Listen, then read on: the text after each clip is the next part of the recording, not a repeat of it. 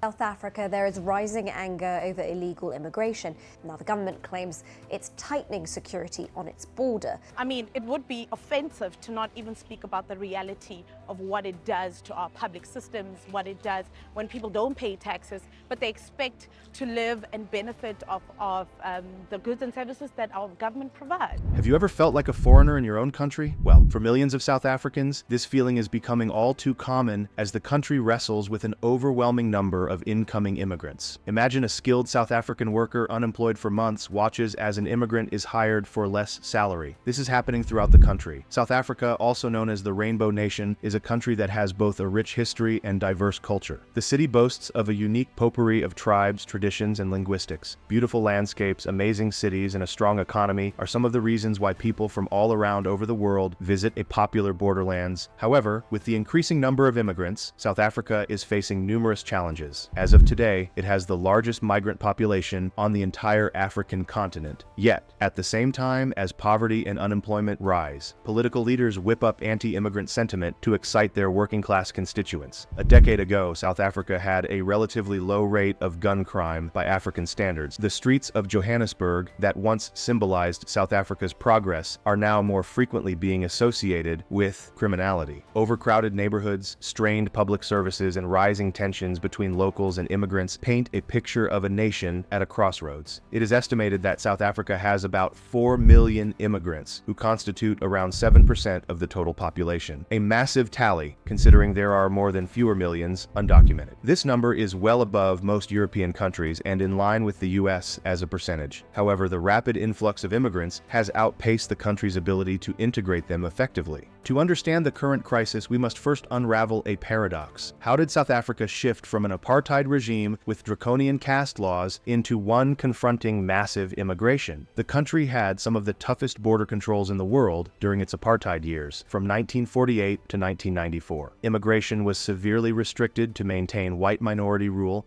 and discourage the influx of black Africans, isolated and self-segregated internally from most of the world around it. The year apartheid fell in South Africa, immigration was a no-issue at all. The country evolved from its days as an international pariah and became more open. After the end of apartheid and led by Nelson Mandela's new democratic government, South Africa resumed its participation in areas such as culture, sport, or trade within the African continent, amidst which border controls were relaxed and immigrants encouraged not too dissimilarly as has been common with other African nations. Post-apartheid had South Africa emerging as a leading economic power in the region. The country's relatively stable political environment and buoyant economy have made it an attractive destination for skilled professionals as well as unskilled laborers from across Africa. The country's new constitution, lauded as one of the most progressive in the world, enshrined protections for asylum seekers and refugees, further cementing its image as a haven for those fleeing conflict or economic hardship. But this idealistic view quickly came into collision with reality. The immigrants came more quickly than the historic rhythm which had previously enabled newcomers to assimilate successfully. Although South Africa's economy dominated those of its neighbors and created jobs for hundreds of thousands, it fell dismally short in employing the millions appearing at the factory gates. Population growth outpaced economic opportunities, setting the stage for future conflict. Beginning in the early 2000s, there was a major surge of immigration, both legal and illegal, into the US helped stop the stream of those 2 million foreign-born newcomers to South Africa in just a 10-year period from 1996 to 2007, according to some estimates. This rapid transformation strained the country's infrastructure, social services, and relationships as many South Africans were fighting for limited resources. To a degree greater or lesser, the government hastened to stem this tide of relatively newly landed immigrants. The Immigration Act of 2002 was designed to attract skilled labor from abroad and eliminate or curtail illegal immigration and the abuse by asylum seekers. The practice was difficult to enforce though, and illegal immigrant numbers generally went unchecked. The Department of Home Affairs and its management of immigration only served to make a decanting population more stubborn. These tensions were compounded by the 2008 financial crisis, which was global. With economic growth slowing down and unemployment rising, the anti-immigrant feelings started to seethe, ultimately resulting in a nation and global shocking xenophobic attacks in 2008, later again reoccurring such events paralyzing the country, which struck fear into nations with similar challenges. Today, South Africa once again stands at a crossroad. The euphoria of those first years has now settled into a more complex and ambiguous ambiguous situation. Doctors, engineers, and other technicians are leaving the country in their droves to seek greener pastures outside its shores. Ironically, the vacuum created by this exodus draws in talent from other African countries who are often more skilled. However, this inflow often fails to fully compensate for the loss of local expertise. The juxtaposition of economic growth and employment in South Africa couldn't be more pronounced. The second largest economy in Africa has hovered around 30% of the percentage rate, yet the worst and highest unemployment rates globally. And that strain is compounded by the entry of both highly and low-skilled immigrants into an overburdened labor force. But it is also true that immigrants have a positive effect on the economy. A good number end up opening small businesses and adding jobs to local economies. At the same time, immigrants at some skill levels help make up for skill shortages, especially in areas such as healthcare and education. Their drive to work and their willingness, in certain cases, to take jobs that locals would not contribute, we argue at least partially, economic enhancement. The integration of immigrants and their impact on the economy are not limited to the labor market. The inflow of population due to immigration, therefore, has put extra pressure on public services like healthcare and education, as well as housing. As a result, the government spends more with money it does not have, and in any country trying to juggle budget constraints, that creates problems. At macro level, remittances by immigrants to their home countries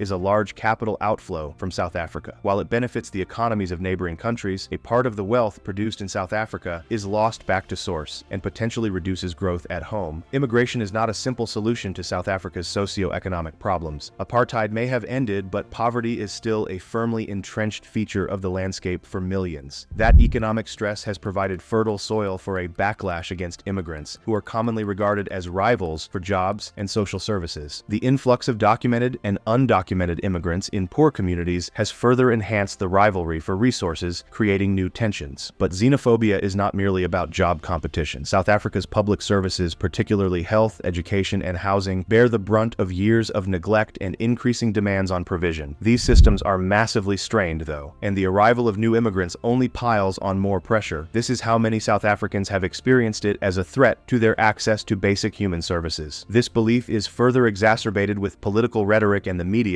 as immigrants are often cast in a negative light. Some politicians have deliberately stoked up anti-immigrant feelings for their own political ends and disparagingly described foreigners as the cause of all this country's economic and social troubles. At the same time, inflammatory media reports of crime by immigrants have helped to fuel an environment where many feel less safe. Long-term, the socio-economic implications of these social tensions have been profound. On the other hand, the system's weaknesses have been exploited by economic migrants who use asylum applications as a means to enter and stay in the country, further straining resources meant for genuine refugees. Measures to control the border have not been effective either. South Africa is surrounded by 6 countries, and it has a common border which stretches hundreds of kilometers with each. The push to secure borders has since been counteracted by corrupt border officials and the resources needed for enforcement. That has fueled a rise in illegal border crossings and human trafficking, raising additional security threats and human rights abuses. The public has taken the immigration move of this government as a target, which had unpredictable consequences. Policies have become harsher and deportations more widespread, resulting in many immigrants living without papers. This has made it more difficult for authorities to trace and regulate the population of immigrants who may become a security threat, while also making it tougher for them to gain legal protection or access social services. Policy has also failed to integrate immigrants into South African society. The absence of holistic integration has also contributed to the social tensions and, in some unfortunate instances, xenophobia towards immigrants that seek no other alternative, such as immigrant communities live parallel lives but remain isolated from broader society. Restricted access to education, healthcare, and social services for immigrants also prevents them from becoming productive members of society and the economy. Poor management of migration has also had economic impacts. Although immigrants play a key role in filling labor market needs, such as low-wage jobs, especially within the agricultural and construction sectors, due to their reliance on undocumented workers, these populations are easy targets for exploitation, which supplements wage depression. This has, in turn, added fire to the flames of local workers who believe they're being replaced by immigrants, taking their jobs and lowering wages. More importantly, SA needs to emulate a system of points-based immigration as is practiced in countries like Canada and Australia, which will also be beneficial for us,